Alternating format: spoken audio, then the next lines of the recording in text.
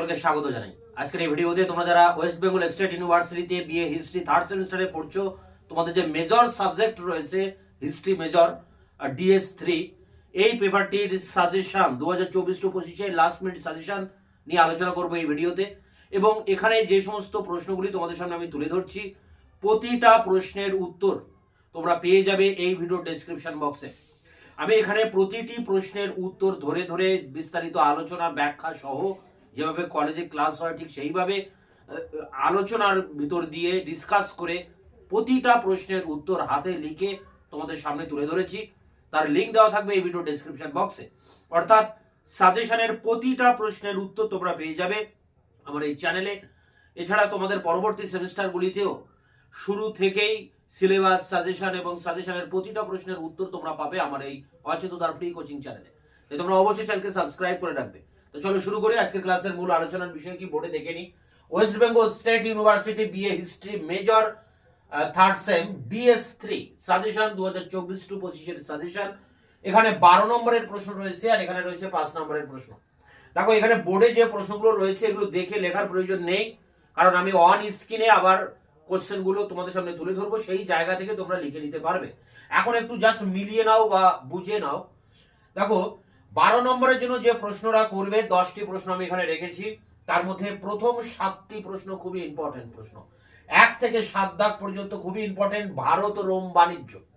2 শশাঙ্কের কৃতিত্ব, হর্ষবর্ধনের কৃতিত্ব, দ্বিতীয় পুলকেশীর কৃতিত্ব, সমুদ্রগুপ্তের কৃতিত্ব, দ্বিতীয় চন্দ্রগুপ্তের কৃতিত্ব, গুপ্ত সুবর্ণ যুগ, গুপ্ত সাম্রাজ্যের পতনে, হুন আক্রমণ, কুষাণ শাসনের রাজনৈতিক অর্থনৈতিক গুরুত্ব এবং গুপ্ত যুগের বর্ণ ও জাতি ব্যবস্থা বা নারীদের অবস্থা বা কৃষকদের অবস্থা। তো এই হচ্ছে 12 নম্বরের প্রশ্ন, যেখানে প্রাচীন ভারতের বিভিন্ন রাজাদের কৃতিত্বের কথা বলা হয়েছে। কুষাণ যুগে হয়েছিল ভারত রোম বাণিজ্য, খুবই ইম্পর্টেন্ট। এরপরে রয়েছে শশাঙ্কের কৃতিত্ব, হর্ষবর্ধনের কৃতিত্ব, পুলকেশীর কৃতিত্ব। এই তিনজন কিন্তু একই সময়কার মানুষ। এরপরে গুপ্ত যুগ থেকে তোমরা করবে গুপ্ত সম্রাট সমুদ্রগুপ্তের কৃতিত্ব, দ্বিতীয় চন্দ্রগুপ্তের কৃতিত্ব এবং গুপ্ত সুবর্ণ যুগ ছিল কিনা। আরেকটি প্রশ্ন করবে গুপ্ত যুগের পতনে হুন আক্রমণ কতটা দায়ী। কুষাণ সাম্রাজ্যের উপরে করবে কুষাণদের যে শাসনের রাজনৈতিক অর্থনৈতিক গুরুত্ব কি ছিল। আর গুপ্ত যুগ থেকে আরো এক্সট্রা 2টি প্রশ্ন রয়েছে, গুপ্ত যুগের নারী, গুপ্ত যুগের বর্ণ, জাতি ব্যবস্থা। তো এগুলো ছিল বড় প্রশ্ন, এগুলোর ভিতর তোমরা কমন পেয়ে যাবে। এবং এখানে যে প্রশ্নগুলো রয়েছে প্রতিটা প্রশ্নের উত্তর তোমরা পাবে আমার চ্যানেলে এবং এই ভিডিওর ডেসক্রিপশন বক্সে এই সমস্ত প্রশ্নগুলির উত্তরের লিংক দেওয়া রয়েছে। এরপর আসি 5 নম্বরের প্রশ্ন। প্রথম প্রশ্ন অর্থশাস্ত্র, পরেরটি গান্ধার শিল্পের বৈশিষ্ট্য, স্তূপ বিহার, গুপ্ত যুগের সাহিত্য, কলিঙ্গ যুদ্ধের তাৎপর্য, অজন্তা ইলোরার গুহ, দ্বিতীয় নগরায়ণ, পল্লব শিল্পকলা, মৌর্য পতনে অশোকের দায়িত্ব এবং পৌরাণিক হিন্দু ধর্ম। এখানে 10টি প্রশ্ন রয়েছে। এই 10টি প্রশ্ন করলে 5 নম্বরের প্রশ্ন কমন পেয়ে যাবে। তো এই ছিল 5 নাম্বার এবং এই ছিল 10 নম্বর, অর্থাৎ এখানে 10 10 20টা প্রশ্ন তোমাদের সামনে তুলে ধরেছি। এই 20টা প্রশ্নের উত্তর পাবে তোমরা এই ভিডিওর ডেসক্রিপশন বক্সে। এবার আমরা একবার অন স্ক্রিনে এই সমস্ত কোশ্চেন গুলো আরো ডিটেলসে কিভাবে আসবে সেইভাবে আমরা একবার অন স্ক্রিনে দেখে নেব। West Bengal state university BA history major third same DS3 suggestion 2024-25। প্রথমে 5 নম্বরের প্রশ্নগুলো দেখো। অর্থশাস্ত্র সম্পর্কে টিকা লিখুন। গান্ধার শিল্পের প্রধান বৈশিষ্ট্য, স্তূপ ও বিহারের মধ্যে পার্থক্য, গুপ্ত যুগের সাহিত্যিক উপাদান।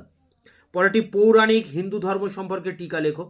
পরেরটি 6 দাগে রামশরণ শর্মা কিভাবে 3য় থেকে 4র্থ শতকে নগরের পতনকে ব্যাখ্যা করেছেন। পরেরটি দেখো খ্রিস্টপূর্ব থেকে 300 খ্রিস্টাব্দ পর্যন্ত নগরায়নের বিকাশ। পরেরটি কুষাণদের রাজনীতি কতখানি অর্থনীতির দ্বারা প্রভাবিত। পরেরটি পল্লব স্থাপত্য সম্পর্কে সংক্ষিপ্ত টিকা। পরেরটি গুপ্ত সাম্রাজ্যের পতনের কারণগুলি লেখো। পরেরটি দেখো অশোকের কলিঙ্গ যুদ্ধের তাৎপর্য কী ছিল। পরেরটি অশোকের ধর্মনীতি মৌর্য সাম্রাজ্যের পতনের জন্য কতটা দায়ী। পরেরটি মৌর্য প্রশাসনের উপর সংক্ষিপ্ত আলোচনা করো। এবং শেষ প্রশ্ন অজন্তা ও ইলোরার গুহা শিল্প। 12 নম্বরের প্রশ্নের জন্য যে প্রশ্নগুলো করবে ভারত রোম বাণিজ্য, শশাঙ্কের কৃতিত্ব, গুপ্ত সম্রাট সমুদ্রগুপ্তের কৃতিত্ব, গুপ্ত যুগকে সুবর্ণ যুগ বলা হয় কেন, হর্ষবর্ধনের কৃতিত্ব, কুষাণ শাসনের রাজনৈতিক অর্থনৈতিক গুরুত্ব। 7 দাগের প্রশ্ন দ্বিতীয় চন্দ্রগুপ্তের কৃতিত্ব। 8 দাগে দ্বিতীয় পুলকেশীর কৃতিত্ব। 9 দাগে গুপ্ত যুগে নারীদের অবস্থা কেমন ছিল। 10 গুপ্ত যুগে বর্ণ জাতি ব্যবস্থা কেমন ছিল, 11 গুপ্ত যুগে কৃষকদের অবস্থা কেমন ছিল, শেষ প্রশ্ন গুপ্ত সাম্রাজ্যের পতনে হুন আক্রমণ কতটা দেয়।